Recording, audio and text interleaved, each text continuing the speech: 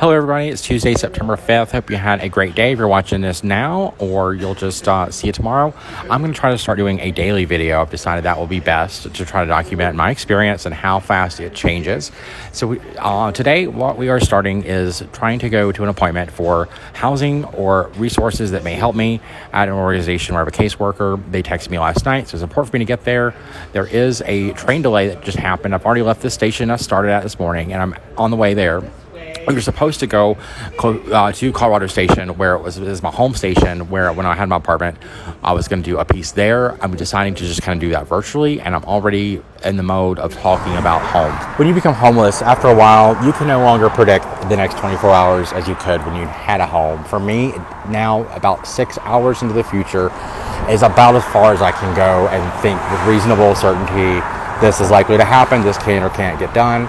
Here I wasn't able to make it to Colorado Station. It's only one stop down. I have got to make it to this appointment, and I've got to be there on time. So I am actually getting off the stop, not going to talk about home or what it feels like to be at the home station anymore. I'm going to get on a bicycle, and you'll see how quickly that changes. All right, I may have just showed you a picture of me with the bike at the train station. It's this bike, but we're switching it out for this scooter. We're on the way to that appointment for housing or whatever that may can help me with, maybe a clothing voucher. But this is how quickly things change. You see, this bicycle has a low battery. This scooter has got a good one. Okay, it is 12:05. I told that man 2 minutes ago I was almost here.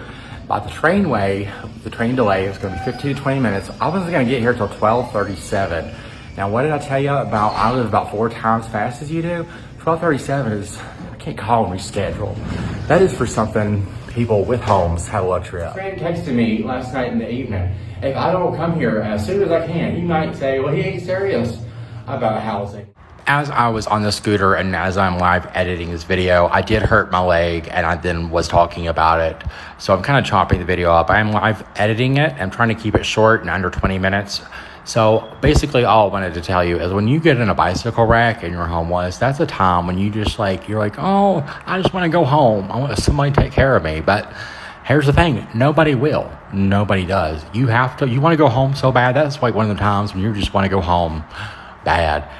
And it just is the time when I couldn't. So what I'm going to focus on now is talking about, or focus of this video is, trying to get housing, today's opportunity, and then two dream home opportunities, or just 2 dream home ideas I have. But also on that scooter ride, to keep my mind off away from how much my leg hurts, I started thinking about something else I want to tell you, and how the most important place in the world, that is also a transferable title. And I thought about, well, where do I need to redesignate that to? It is in Putnam County, Florida. It is a place I haven't been to in at least 20 years. It's a place 3 doors down from my mother, and it's a place I'll probably never go back to. It's just a place, I don't think I'm kind of holding it as the most important place in the world for somebody who also can't go home because they're in federal prison for basically surviving something since 1991. And the other day I was wanting to talk to somebody about, do you know any realtors? Just, gay realtors, you just kind of deal with my bullshit. I was like, I want to go find a home that looks exactly like the one on Diana Drive, especially with that backyard.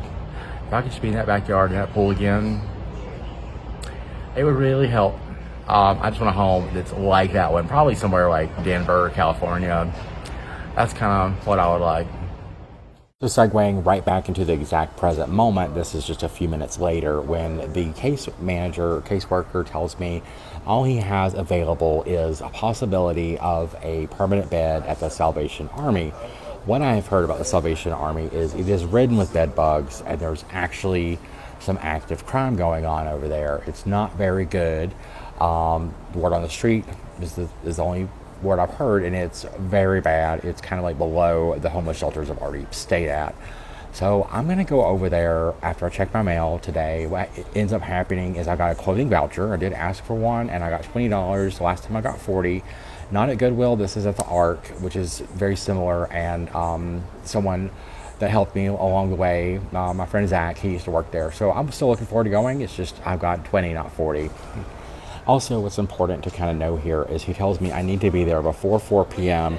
If I'm there before 4 p.m., there's a chance I could stay through the night There's not actually a permanent bed. Like, there's not like a one they have, like, number 77 is available, and I can just, they've got it marked down. They'll see me when I get there, as long as I get there for, like, nighttime. It's not quite like that. It would make a lot of sense to me, but I have to be there before 4 p.m. to scope it out. There's questions about, like, well, what if I don't spend the night there? If I spend the night there tonight, but I don't spend the night there tomorrow night, do I have the permanent bed for for the days after that? Answer on that was probably not, which means you don't really have an answer. You need to know, but you don't have an answer. So it's just kind of like you're thrown into, can you be there by 4? We didn't have any idea what housing options were available, and now it is, can you be there by 4? That's kind of what I'm dealing with. I believe that this is located on the north side of Denver, which means I'll have to use one of the trains where they absolutely always check tickets. I'll have to rely on, like, scooters or bikes or some other alternative means. Is there going to be Wi-Fi there? Will there be a power source? And if you're an older person, maybe you think that's just kind of like bullshit. This is how you get a job now. Here I am at the same organization. The caseworkers went to go get the voucher for $20 for the ARC so I can get some clothing. And I know you're seeing some fruit behind me, and I'm like, well, I've got some breakfast. And I know you might be thinking, well, at least he got some breakfast, but at least it ain't still good enough. I'm 36 years old. If it ain't breakfast in Belgium waffles in Belgium, it ain't good enough. With the man of my dreams, it ain't good enough. And it's just, I never lowered my standards on anything while being homeless. I can't stop this lady in the background from talking, but I'm trying to do the most I can, and I'm showing you I got a bite to eat. It's convenient. It was great that it was there. I'm happier that it was there than it wasn't, but this does not make me happy in life.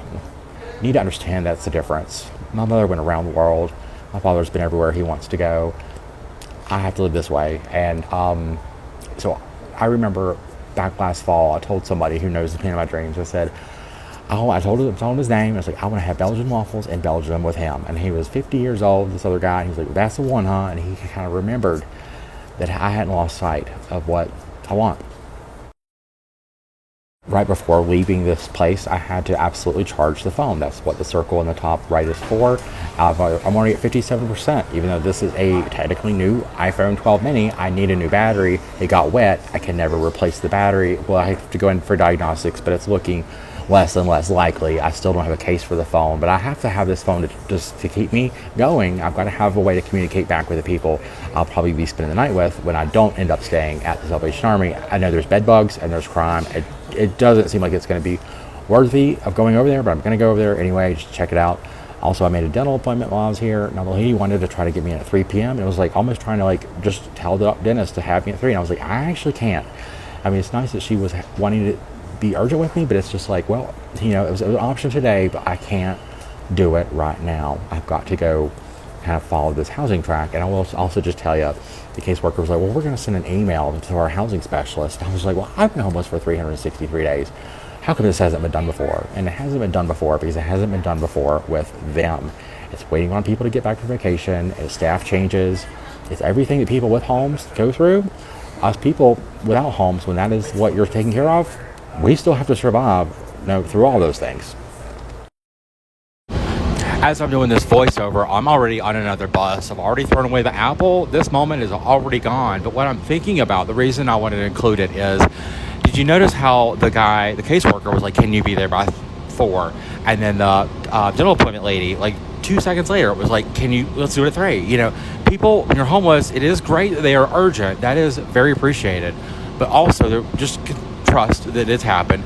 People don't really respect your time. You're homeless. So what else could be, whatever it is that they're solving for you is the most important thing. It doesn't matter what it is. In this case, it was Salvation Army bed. It's not really that permanent. There's bed bugs and dental appointment. I really want, but I just couldn't do it today. I'm not going to go get my face all numbed up and sore and all that kind of stuff because I'm not feeling it today, and I got to do what's best for me. And I need to make sure I have a place to stay. I'm not going to do a dental appointment if I don't know exactly where I can curl up. I just feel some resemblance of home. But that's what I want to tell you. It's like people don't really value who you're going to be in the future, because whatever it is that you're helping, you're homeless. So that's all that they really are able to, if they haven't been homeless before. If you've been homeless before, you get treated a little different. Salvation Army is right here. I went to the Salvation Army, which is right here. Right here is where people live, and right there is where other people live. This place does feel pretty rough, but the information I got, so there actually isn't any beds today. So the whole point of going to that housing appointment today, I just want to pause where I'm talking and just remind you or tell you about last night when I started doing this video. I was like, you know, I see the opportunity to go to work on InstaWork app. There was something that came up, and I just thought, you know, let's try to actually walk through what I would need to do in order to be successful at that. There's a whole video about that earlier on my timeline. But here I actually am in the present moment at the moment, right beside, I'm next to the hotel room of my buddies, where I stayed last night and probably will again tonight. And here I am just wanting to tell you about that. So I forego the job opportunity that was, in a way, if you watch the video, I think you might agree, almost impossible to do all the things I needed to do in order to be prepared for that, which is go and acquire the uniform for free. Now it's like I'm here right here at the washing drying facilities, but I don't have any money. So it's always kind of these kind of things all the time. Like now it'd be great to go ahead and get my clothes clean, but I just gotta wait. I just want you guys to know I have done this kind of stuff. It's not the first time. So I may have acted a little bit surprised, but I wasn't that much. But what else was I gonna do today? It really could have led to something. One time there was a sober living voucher, and I went and I used that. And then we asked my mother for help, and she did what she did, which is not help. I just want to screech the brakes and show you a picture of me from October 2022. I'm entering my first month homeless, or second month really. And I want to explain what happened there at that sober living place. Some of you may remember because you were involved.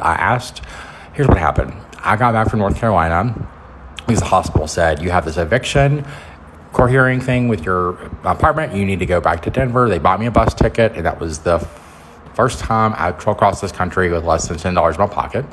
Pretty much immediately got into the sober living place, the same organization that I've been dealing with earlier today, was involved with helping me get there. So I thought it might be something kind of like that. Now, when I got there to the sober living place, basically the first couple of nights were not what you would expect. It was just a lot of rigmarole, but I finally did get there. And when I got there, out of 20 people living in a 4-bedroom house, 18 of them had been to prison. 19 of them were straight. It was not a place where I felt there was rap playing all day long. I was close to the showers. It was too crowded. I didn't feel like I was really safe there. And I definitely didn't feel like I could be at all myself there, or there was no really resemblance of home. It was just kind of like a permanent, nicer homeless shelter, but I didn't trust the people there.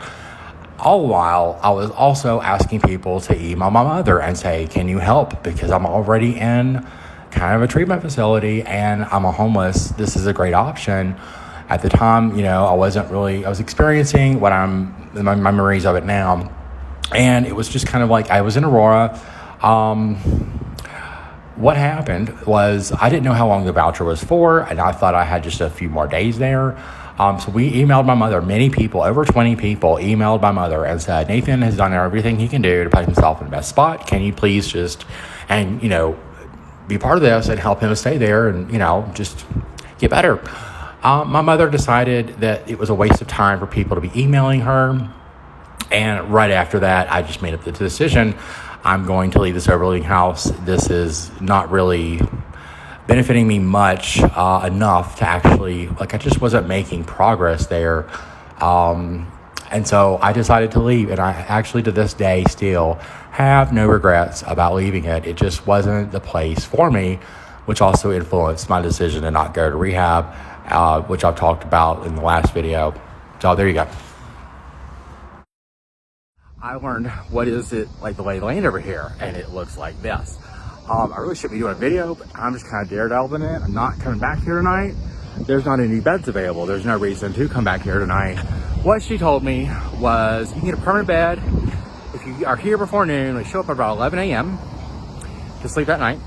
I want to elaborate on this point here so you have kind of the full perspective. I just said if you want a bed, you have to be here at 11 a.m. for that night. So how do you get anything else kind of productive wise done? if you are working a job, Salvation Army, if you're going to be at work at 11, you don't really have the option to start staying at Salvation Army. Here I am checking the mail, and behind there, that blue door is where the self-storage place is for homeless people. Now, I actually did tell Phil, yesterday or whatever, I did pick up a pair of jeans and a few shirts there that I had already stored before I went to the hospital, because I just knew it would be better to store it there. But they had rules. They have recently changed them, made them a little easier. But it used to be, if you wanted to access your self-storage, it was like 7 a.m. or 1 p.m. If you weren't there during those times, it wasn't available. If you want to stay at the 48th bed shelter, or at least enter to be part of the lottery system at all, you've got to be at the Denver Rescue Mission at like 11:30, and then they'll tell you to come back usually like around 1:15, 1:45-ish.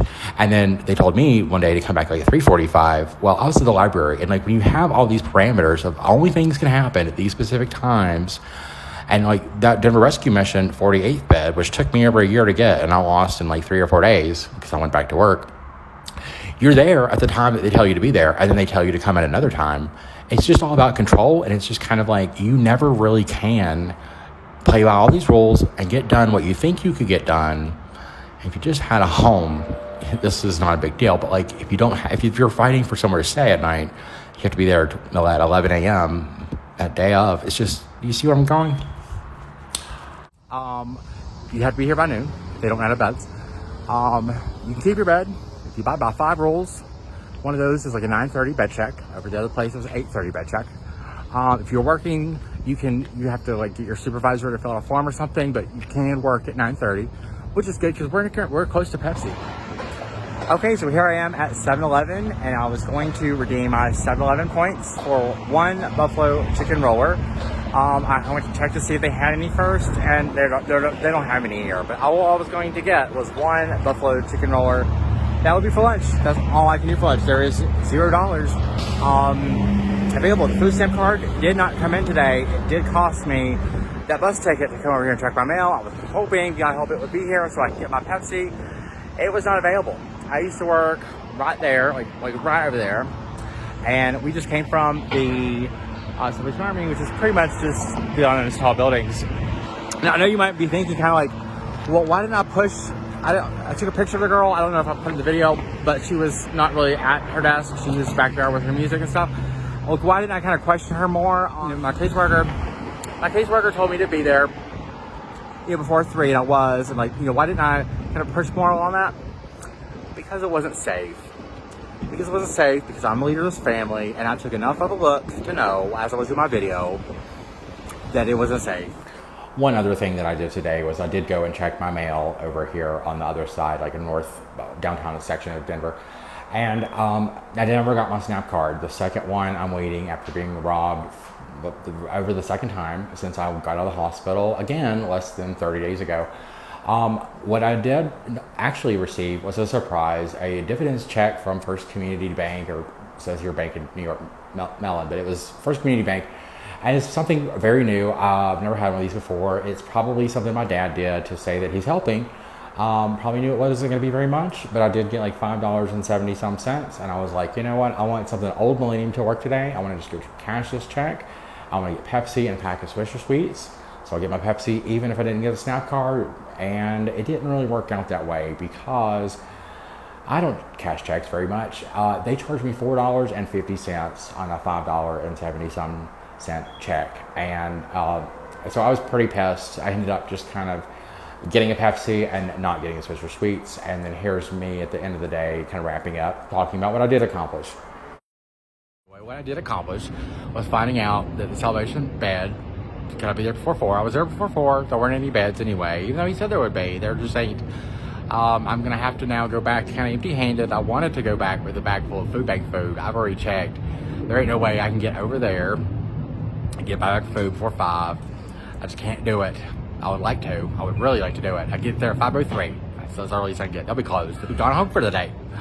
So I'm gonna go back where my buddies are at the hotel. Hopefully they'll understand. It's just, it didn't work out. But I got my jeans, that need laundered. Shirts too, just 2 of them. One was set up for success to go back to the food bank, back there where I was, right back where I was. And then I had that art card already, or that $20 voucher to to use there. There's a place I'd probably go and probably get some clothes, be set up for success to go to work maybe the next day. But that's all that can happen really tomorrow. If it doesn't work out with my buddies, I'll just be back here in about 2 hours, and I'll be just in time for the homeless shelter that I have stayed at before.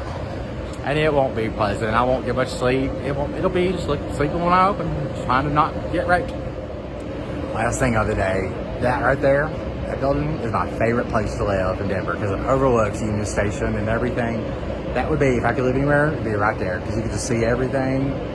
It's the people. It's the people right here at Union Station that you can see. Because a key element of this video and my life right now is how quickly things change. I said if I could go back to the homeless shelter, maybe if I can't stay with my buddies. I actually can't now because the train had another delay and we were stuck there for like 25 minutes. I can't get back to the homeless shelter in time. It has to work over here at the buddies. There's no other option, but I did go ahead and get the phone charged up no matter what happens. And the last shot I'm going to leave you with is going to be what you'd see if you lived on the other side of if you lived in my dream home there over there. This is the view you'd have. And this is me, October of 2022.